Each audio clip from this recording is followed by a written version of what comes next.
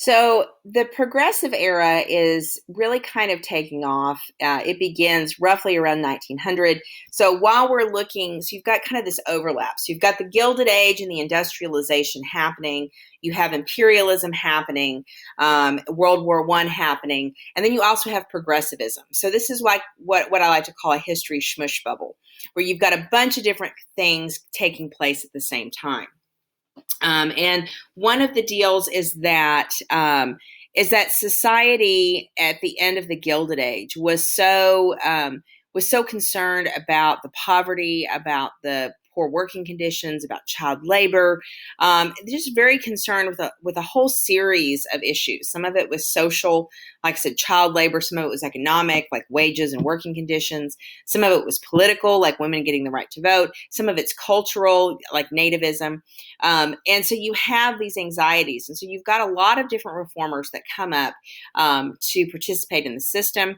A lot of this is driven by what we call the muckrakers, the journalists that document, take pictures, write stories, do articles. Some of the big ones I showed you with the Gilded Age is Jacob Riis pictures. You had Upton Sinclair, who writes The Jungle, Ida Tarbell, who targets monopolies, and Ida B. Wells, who targets lynching. So you have several different, key people that are big and kind of pushing for these changes. You have the settlement house movement, which is driven by women. The early part of kind of social work meant to kind of intervene and really kind of take the place of those party bosses that were manipulating immigrant votes and poor votes, and focus a lot on education, training, childcare, all that kind of stuff. And so you have, women like Jane Addams and Lillian Wald being very, very active in this process to try to change things. Public education, getting kids out of the factories. This becomes a big push. Lots of schools and colleges in the progressive era. And also lots of concern about temperance, controlling alcohol. And it's into this that you have groups like Salvation Army, lots of focus on the YMCA, that Christianity can somehow kind of alleviate some of these issues. So you've got very active kind of Christian beliefs trying to make a difference in the world around them. Women are a big part of this.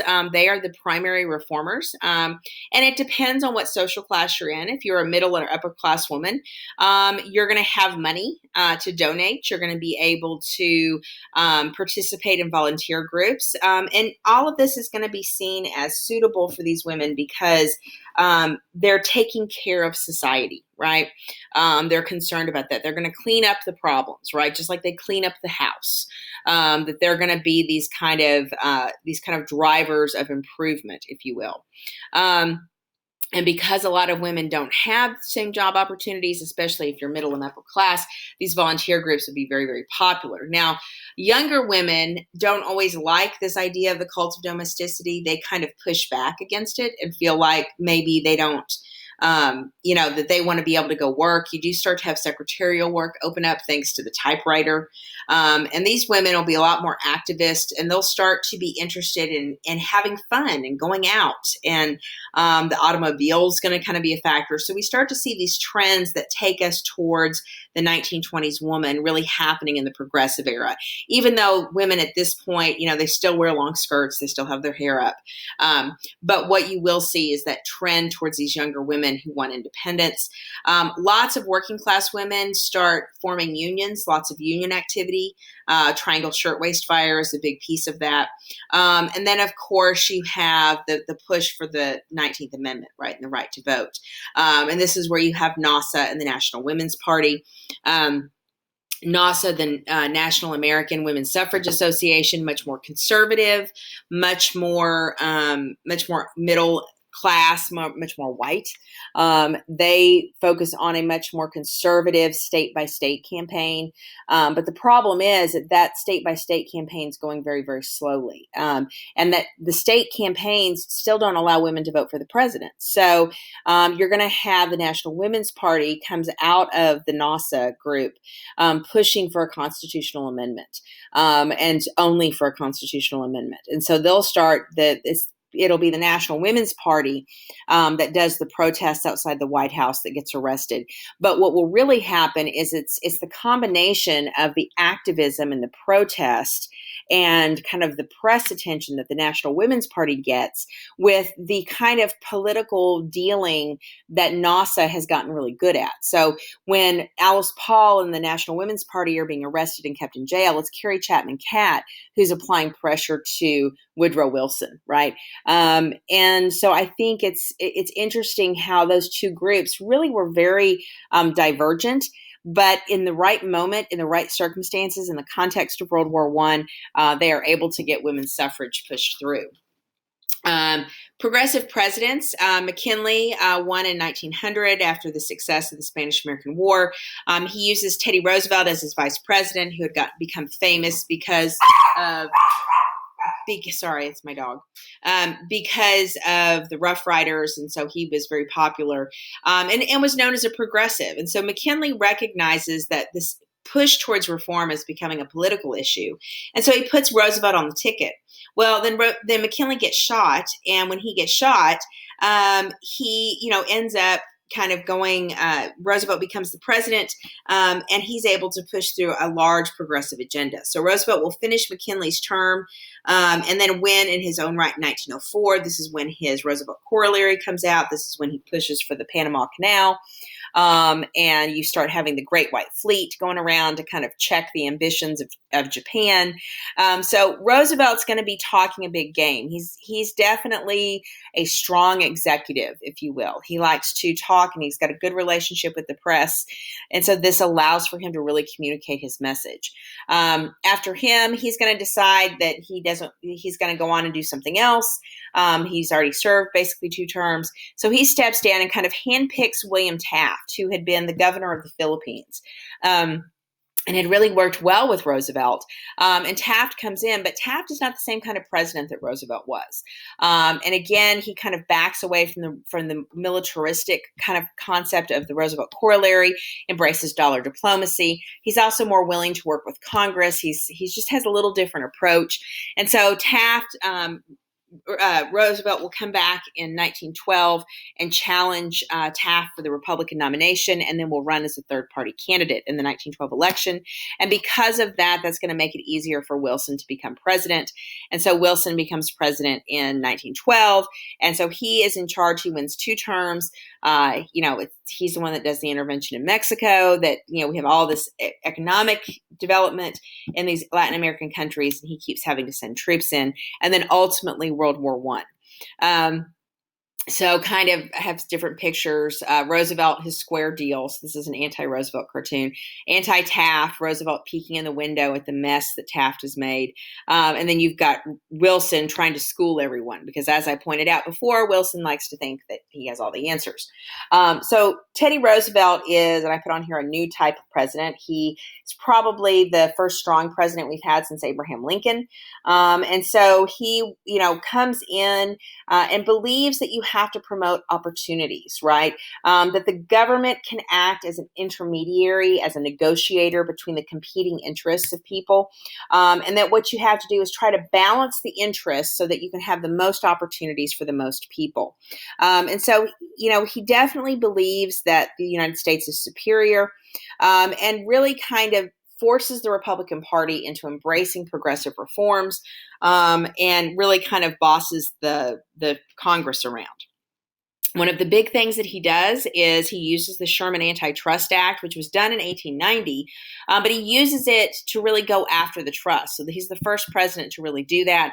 Now, it's kind of, he's known as a trust buster, but that's a little bit of a soft, like that's not exactly how it worked for him. He was actually somebody that liked to threaten antitrust cases against people. So he would go to a company that or not he, but his administration would go to a company that was behaving like a monopoly and say, gee, I think you better clean up your act or else. And so kind of what he wanted to do was make the decision whether a company was a good trust or a bad trust. In other words, a company that had invested and created a new technology and deserved to kind of monopolize the industry a little bit because they had done this grand new thing, or what they were offering and producing was so great, then that was a good trust. But if the trust was hurting competition, if it was hurting consumers, then they should be kind of pushed out. So a lot of this has to do with that horizontal and vertical integration, with vertical integration kind of being seen as the good trust, right? They're just really good at what they do. Whereas the horizontal that destroys your competition, that's seen as a bad thing. He also strengthens the Interstate Commerce Commission with the Hepburn Act. This is to allow the government to regulate railroads to benefit farmers, again, creating opportunity and fairness. And, he's concerned, his concern is that social problems can weaken the economy, that we have to resolve social issues. So he famously invites Booker T. Washington to dinner at the White House, gets a lot of kind of blowback for that. In fact, he's the one that coins the term the White House, probably in response to all the drama because he invited a black man to the White House. And then you have him wanting to target education, target child labor.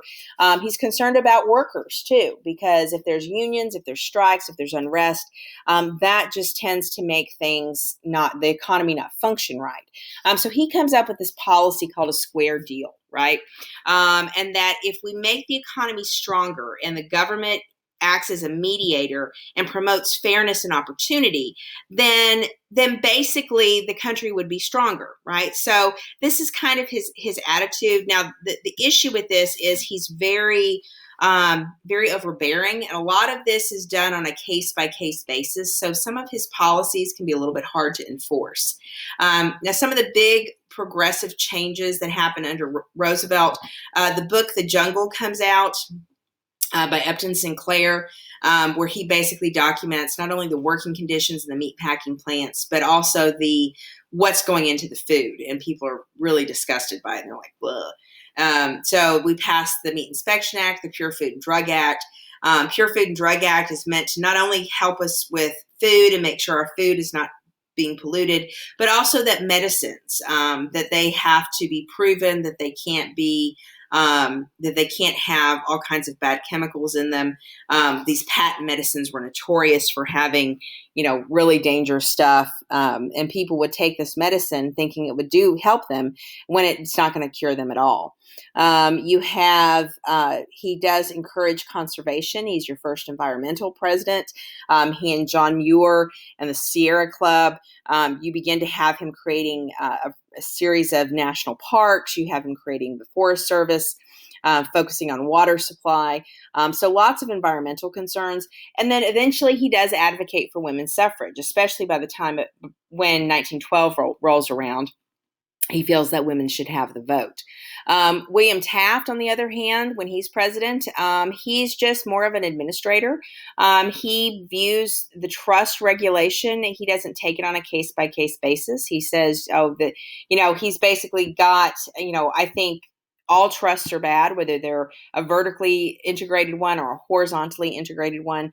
So he's much more of a trust buster, really, which kind of upsets Roosevelt when he comes back in 1911. You're also going to see that he fires the head of the Forest Service. So he does some things that don't carry on Roosevelt's legacy the way Roosevelt had wanted him to. And because he's willing to work with Congress and he's willing to have higher tariffs, this creates a lot of frustration. Now, he does do a few things like he creates the Bureau of Labor to study labor conditions. He does, increase the power of the Interstate Commerce Commission to further regulate railroads. He does advocate for an income tax to kind of balance out the tariff issue. So he actually does do a few things, but he's just not the same kind of president. And Roosevelt had expected him to carry through his policies, and he doesn't. And a lot of progressives felt like he was a little too weak, a little too friendly with the with the big business Republicans. So this takes us to the election of 1912. You really have a four-way contest. Roosevelt creating his Progressive Party when he doesn't get the Republican nomination, Taft running for the Republicans, and Wilson running for the Democrats. And then you've got Eugene V. Debs running for the Socialist Party, and he gets about 1 million votes, right? And so you have these four different ideas. All four of these guys are actually pretty, I mean, they're really pretty liberal, even the conservative ones. Wilson, they're all talking about government action. It's just, what kind of government action are we going to be looking at? And so you have the vote kind of gets divided, and I have this image right here. The Republicans divided by the Progressive Party leads to the Democrats winning. So Wilson will win, and that's how he becomes president for World War I. So again, he becomes this conservative progressive that basically says that we have to promote economic stability, but we don't want the government all up in people's business, right? And so he kind of sees that it's his role to kind of bring about this reduced intervention of the government, except that, right, the irony is he creates the Federal Trade Commission. He's going to create, the income tax comes into law. You're going to have all these things happening during his administration, in addition to World War I, in addition to involvement in Latin America, that's going to kind of change, that really is a lot of government involvement. So he's kind of an interesting case. The progressive economy overall, there's a lot of effort to lower tariffs in order to kind of create fairness, encourage competition. The idea is that competition is a good thing. 16th Amendment creates the income tax, so that's kind of a big deal. That comes into place in 1913. Federal Reserve Act of 1913 puts kind of a national banking system to kind of create a stable economy and kind of control interest rates a little bit. So you have this regional system, and it's really kind of a return back to this notion that we do need a centralized banking system, that will help alleviate some of the boom and bust cycles. And we hadn't really talked about the panic of 1907, but that one was definitely seen as kind of one of those moments where maybe we did need to, everyone kind of said, oh, wow, like the country almost went into a depression. So maybe we do need to balance out the economy. Federal Trade Commission to monitor trusts. You also have political changes, direct election of senators. You've got changes in politics at the state level with a progressive changes like referendum, initiative, recall, direct primary.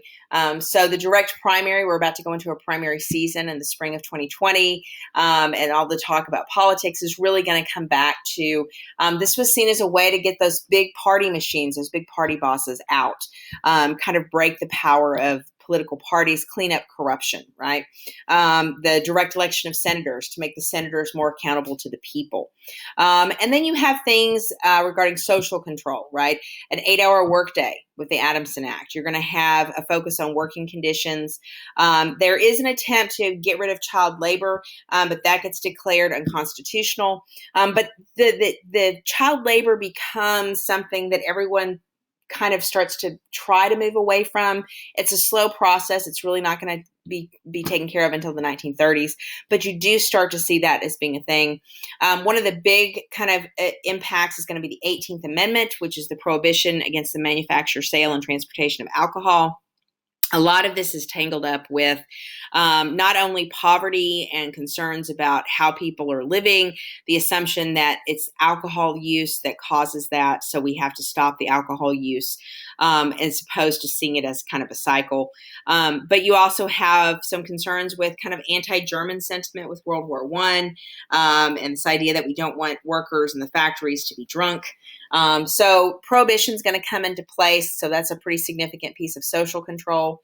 And then you have the 19th Amendment, of course, that women finally are able to get the right to vote. Unfortunately, African Americans are not really considered much in progressive policies. We'll talk about that here in a minute, but yeah. So for the most part, progressive reforms are pretty much what you see listed. And again, Wilson's foreign policy. He said he didn't like imperialism and military force, but he ends up doing that. And of course, he sends people into Mexico. We've already talked about that. And then we get into World War One under Wilson. So the legacies of progressivism: that the government should play a role in regulating the economy and solving social problems, that it expands democracy and improves the quality of life, and an improved economy. So a lot of what the progressives are trying to do is respond to the Gilded Age and some of the issues that came from that. You also have the Great Migration. You have public education.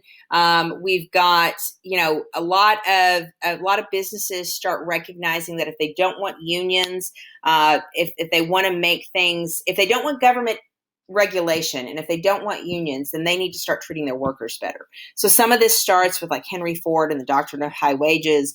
You start to have that welfare capitalism where companies provide certain benefits to people. All of that is a product of kind of this progressive idea, this idea of regulation and all that sort of thing. And then, of course, I mentioned eugenics before. And so you've got immigration quotas that will come out increasingly, throughout the early 1900s, especially after World War One. You'll have a series of immigration quotas that really restrict the number of people that can come into the country. The Chinese Exclusion Act is a part of that, but that is not the only one. They have laws against paupers, people who don't have money. They begin to put quotas on people from this country and that country. So really tightly, clamp down on that. And then you've got these foreign policies that are still kind of hanging on, right? That are driving U.S., where the U.S. says we don't want to be involved, but we're going to end up getting sucked in. And so ultimately, 1920s will have people will get kind of tired of progressive reforms, always trying to fix things. They blame progressivism for kind of global involvement. And so they'll turn away from that and really kind of embrace a deregulation, a laissez-faire system, kind of a return back to the way things were in the Gilded Age, that we'll see taking place in the 1920s. And so you definitely have some cultural developments that happen. The standard of living improves because the economies are improving. You have a lot more inventions. And so you have lots of new interactions taking place. Like I said, women begin to have a little more freedom. And music begins to change. You have, the idea of sheet music and the early record players coming out, where you have kind of this popularized culture, increasing transportation. All of those things help create kind of an American culture in a way that it's never been before, as well as all the advertisements that are going on. And so lots of ways in which people, enjoy their leisure time. And again, women start to be much more active outside. They start playing sports. So these changes start taking place in the progressive era. And reading is, of course, a big part of that. So this kind of gives you an idea of kind of the overview of the progressive era. Again, women are a big part of this. They're driving the reform movements. They're experimenting with new ways of operating in society because of progressivism. So we'll definitely kind of, some of the other resources I'll share with you will kind of define that a little bit more.